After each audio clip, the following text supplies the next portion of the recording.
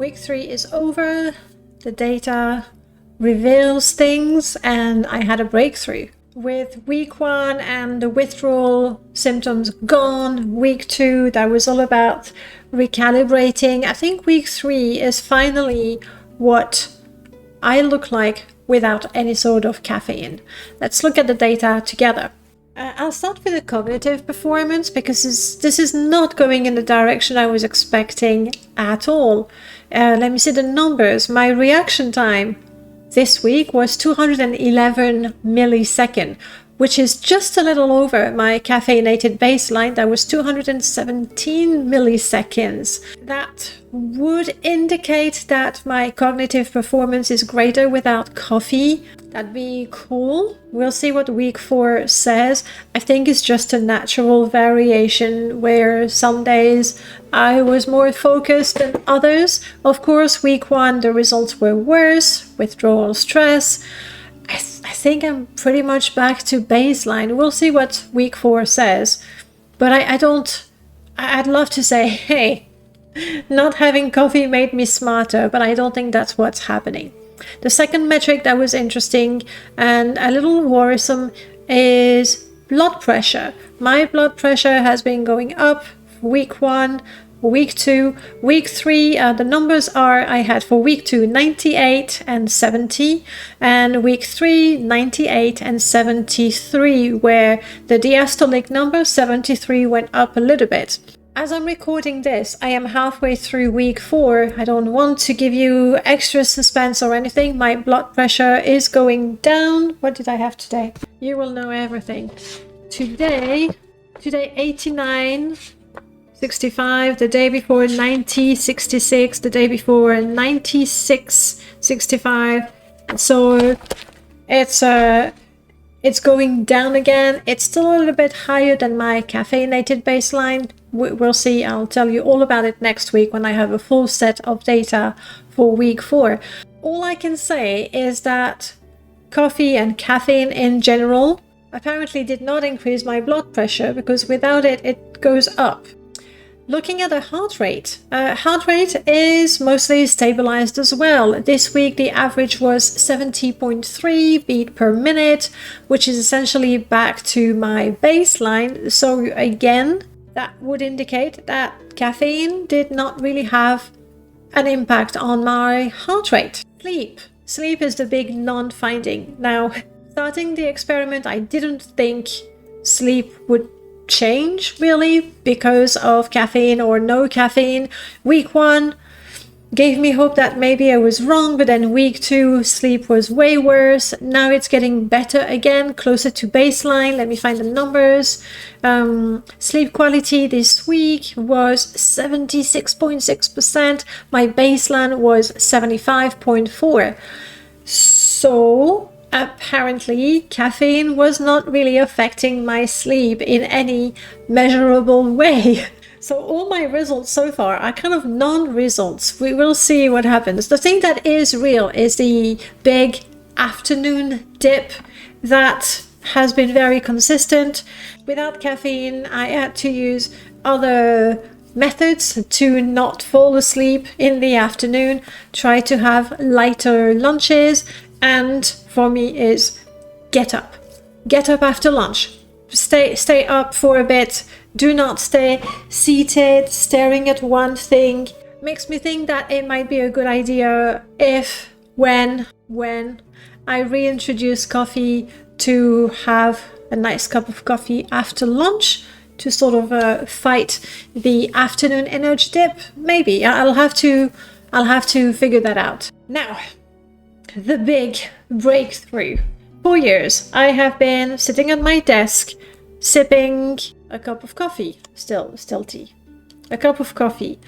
And I would make the first coffee at 7, have the last one around 10 o'clock in the evening, and sip pretty much non-stop all day long. That was automatic sipping, mindlessly sipping coffee, and I find out that herbal tea is just fine. Like I even like to just hold the cup while reading something or thinking.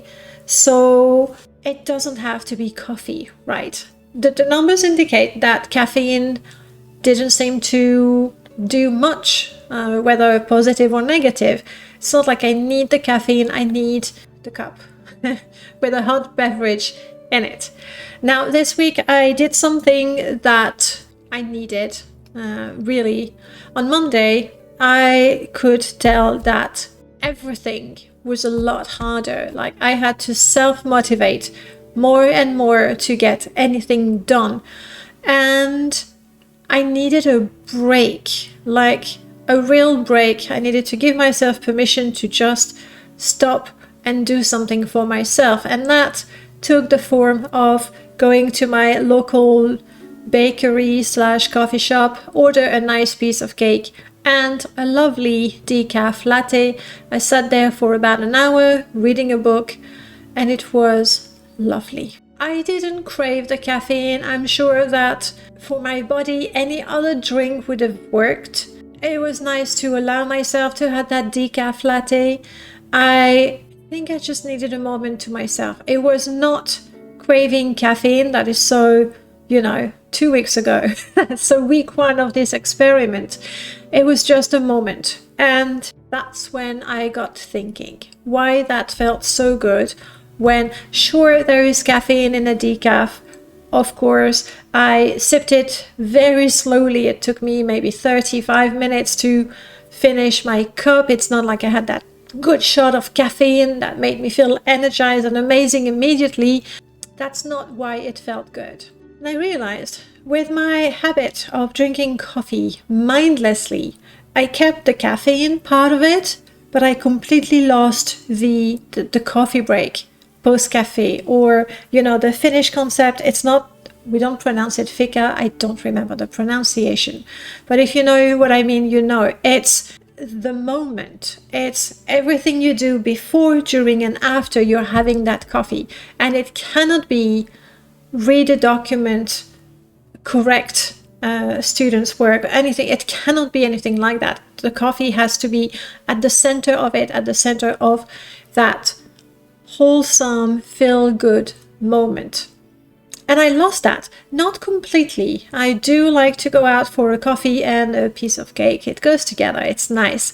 And throughout the last 3 weeks, the only moments where I thought, oh crap, no, I can't have a coffee, that's when I was out in town with friends and I couldn't have coffee. And again, I don't think it was about the caffeine. It was about having that nice cup of a latte, something nice that you don't get at home, really.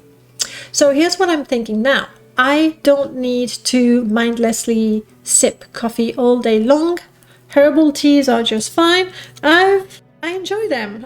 In fact, years ago, I used to drink a lot of fruit tea, and I stopped. Why? Because I started work and I started drinking a lot of coffee, and I really enjoyed it. So I'm glad to have found that again. But I should allow myself a proper coffee break where coffee is front and center. It's a moment for yourself, with friends, with partners, a moment to enjoy. So next week is week 4. It's going to complete the experiment. I will have a full caffeinated baseline to compare against my non-caffeinated baseline, and I'll be able to decide what I want to do next. Most likely, and I did say that from the beginning, it's not about getting rid of caffeine altogether, but I will have to decide when, how, and how much I want to reintroduce coffee. The bravest thing to do would probably be only have coffee when I'm out and it's a special moment, but I think I will allow myself something at home. Also, it's going to be a nice break. I'll need to work out the details next week. What I do know is that, as far as I'm concerned, this experiment is already a success. And yes, that's taking into account that I had a decaf latte on Monday. It's a success. I've learned who I am without caffeine. I know that I can function properly without caffeine. And the only part of caffeine that I missed were the nice moment. Having a nice cup of coffee, a latte or cappuccino, a cake and a friend to talk to, or a book to read. That's what I've been missing. not only during this week and the 2 weeks before, but even before I started the experiment, but I did not realize it. 1 week left. We'll see what the data shows next week. I'll see you soon.